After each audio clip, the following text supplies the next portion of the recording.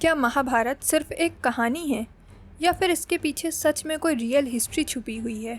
बहुत सालों से लोग इस बात पर डिबेट कर रहे हैं।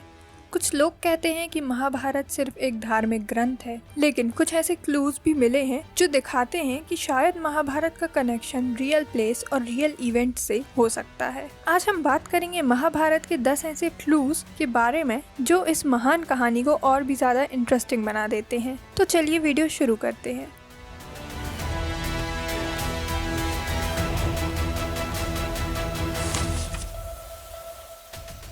हमारा पहला सबूत है कुरुक्षेत्र।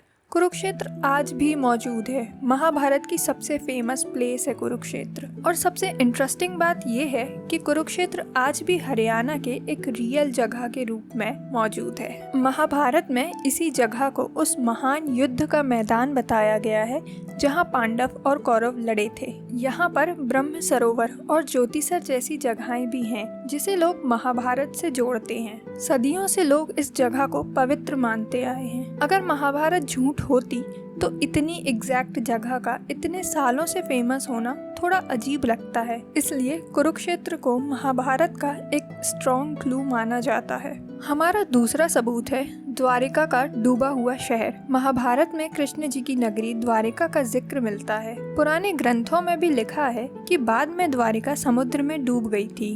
अब सबसे हैरानी वाली बात तो ये है कि गुजरात के पास समुद्र के अंदर पुराने स्ट्रक्चर मिले हैं। अंडर वाटर रिसर्च में विशाल दीवालों के अवशेष और तराशे हुए पत्थर पाए गए हैं। कई लोग मानते हैं कि ये वही पुरानी द्वारिका हो सकती है। हाँ, सब एक्सपर्ट इस बात पर एक जैसा नहीं सोचते, लेकिन समुद्र के अंदर एक पुराने शहर के निशान मिलना महाभारत को और सीरियस बना देता है। इसलिए द्वारिका का नाम प्रूफ की लिस्ट में बहुत बार आता है। हमारा तीसरा सबूत है हस्तिनापुर। हस्तिनापुर भी एक रियल जगह है। महाभारत में हस्तिनापुर को कौरव और पांडव की राजधानी बताया गया है। आज उत्तर प्रदेश में हस्तिनापुर नाम की एक जगह सच में मौजूद है। यहाँ एक्सकेवेशन में पुरानी बस्ती के निशान मिले हैं। रिसर्चर्स को यहाँ बहुत पुराने समय के रहने के सबूत मिले हैं। कुछ पुराने टेक्स्ट में लिखा गया है कि गंगा के फ्लड की वजह से हस्तिनापुर को नुकसान हुआ था। और एक्सकेवेशन में भी ऐसे साइंस मिले हैं जो नेचर डिस्ट्रैक्शन की तरफ इशारा करते हैं। ये डायरेक्शन 100% प्रूफ नहीं है, लेकिन जब टेक्स्ट और ग्राउंड रियलिटी एक जैसी लगे तो लोग सोचने पर मजबूर हो जाते हैं। हमारा चौथा सबूत है इंद्रप्रस्थ। आखिर दिल्ली और इंद्रप्रस्थ का कनेक्शन क्या है? महाभारत में पांडवों की राजधानी का नाम इंद्रप्रस्थ था। कई हिस्टोरियंस मानते हैं कि इसका कनेक्शन आज की दिल्ली से हो सकता है। खासकर पुराने किला एरिया को कुछ लोग इंद्रप्रस्थ से जोड़ते हैं। यहाँ एक्सकेवेशन में पुराने समय की बस्ती के निशान मिले हैं। इस जगह को कई पुराने रिकॉर्ड्स में भी पांडवों से कनेक्ट किया गया है। अब एग्जैक्ट बॉर्डर लगा हुआ प्रूफ तो नहीं मिला, लेकिन जगह का पुराना हिस्ट्री, लोकल बिलीव्स और एक्सकेवेशन मिलाकर एक स्ट्रॉन्ग पॉसिबिलिटीज बनाते हैं। इस वजह से दिल्ली और इंद्रप्रस्थ का कनेक्शन महाभारत डिस्कशन में बहुत इम्पोर्टेंट माना जाता है। हमारा पांचवा सबूत है महाभारत में आसमान की डिटेल्स। महाभारत में ग्रह, नक्षत्र और ग्रहण का जिक्र कई जगह मिलता है, यानी उस समय आसमान में क्या हो रहा था उसकी डिटेल भी लिखी गई है। आज के टाइम में कुछ रिसर्चर्स सॉफ्टवेयर की हेल्प से स्काई इवेंट्स को चेक करते हैं। वो ये देखते हैं कि जो डिस्क्रिप्शन दिया गया है वो किस टाइम से मैच कर सकता है। सब रिसर्चर्स एक डेट पर एग्री नहीं करते, लेकिन एक बात इंटरेस्टिंग है, अगर कोई कहानी बिल्कुल बनाई गई हुई होती तो इतना एग्जैक्ट स्काई डिटेल देना कॉमन नहीं होता। इसलिए एस्ट्रोनॉमी वाले क्लूज को भी महाभारत का एक इम्पोर्टेंट प्रूफ माना जाता है। हमारा छठवां सबूत है पुराने ग्रंथों में भी सेम नाम मिलते हैं। महाभारत के कैरेक्टर्स के नाम सिर्फ महाभारत में ही नहीं मिलते, पुराणों और दूसरे पुराने ग्रंथों में भी कुरुवंश, पांडव और दूसरे राजाओं का भी जिक्र मिलता है। यानी सेम फैमिली लाइन और सेम नाम अलग अलग टेक्स्ट में भी दिखते हैं। जब एक ही चीज बार बार अलग अलग सोर्स से मिले तो उसकी इम्पोर्टेंस बढ़ जाती है। हो सकता है कि कुछ बातें बदल गई हों, हो सकता है कुछ मिथ मिक्स हो गई हों, लेकिन फिर भी इतना तो लगता है कि इन कैरेक्टर्स का कनेक्शन किसी पुरानी मेमोरी या रियल ट्रेडिशन से था, और ये बात महाभारत को और स्ट्रॉन्ग बनाती है। हमारा 7वां सबूत है सरस्वती नदी का जिक्र। महाभारत में सरस्वती नदी का कई बार जिक्र मिलता है। उसे एक बड़ी और इम्पोर्टेंट नदी के रूप में बताया गया है। आज वो नदी वैसे नजर नहीं आती, लेकिन सैटेलाइट इमेजेस और जियोलॉजिकल स्टडीज में पुराने ड्राइड रिवर चैनल्स मिले हैं। कई रिसर्चर्स इन चैनल्स को एंशिएंट सरस्वती से जोड़ते हैं।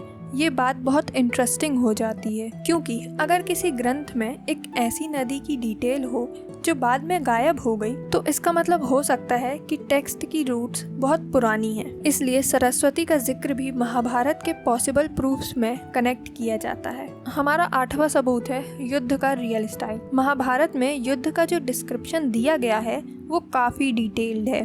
उसमें रथ, धनुष, गधा, तलवार, अलग अलग योद्धाओं का जिक्र मिलता है। एंशिएंट इंडिया में ऐसे वेपन्स और चैरियट्स के सबूत अलग जगहों में मिल चुके हैं। इससे ये समझ आता है कि महाभारत का वॉर सिस्टम हवा में नहीं बनाया गया था। उस समय ऐसे युद्ध सच में होते थे। महाभारत में आर्मी फॉर्मेशन और फाइटिंग स्टाइल का भी डिटेल मिलता है। ये सब चीजें दिखाती हैं कि लिखने वाले को वॉरफेयर की रियल नॉलेज, और इसी वजह से सिर्फ इसे सिंपल फैंटेसी कहानी कहना मुश्किल हो जाता है। हमारा 9वां सबूत है अलग अलग जगहों की लोकल स्टोरीज। इंडिया के बहुत से गांव और शहरों में महाभारत से जुड़ी लोकल स्टोरीज मिलती हैं। कहीं लोग कहते हैं कि यहाँ पांडव रुके थे, कहीं कहा जाता है कि यहाँ भीम ने कुछ किया था, कहीं किसी तालाब, पहाड़ या मंदिर को महाभारत से जोड़ा जाता है। अब हर लोकल स्टोरी को सच नहीं माना जाता, लेकिन जब एक ही एपिक की यादें इतनी सारी जगहों पर मिलती हैं तो वो नॉर्मल बात नहीं लगती। इसका मतलब ये हो सकता है कि महाभारत की कहानी लोगों की यादों में बहुत गहरी थी, और ये ओरल ट्रेडिशन भी एक स्ट्रॉन्ग क्लू माना जाता है। हमारा 10वां और सबसे आखिरी सबूत है भगवत गीता का बैटलफील्ड कॉन्टेक्स्ट। भगवत गीता महाभारत का ही एक हिस्सा है।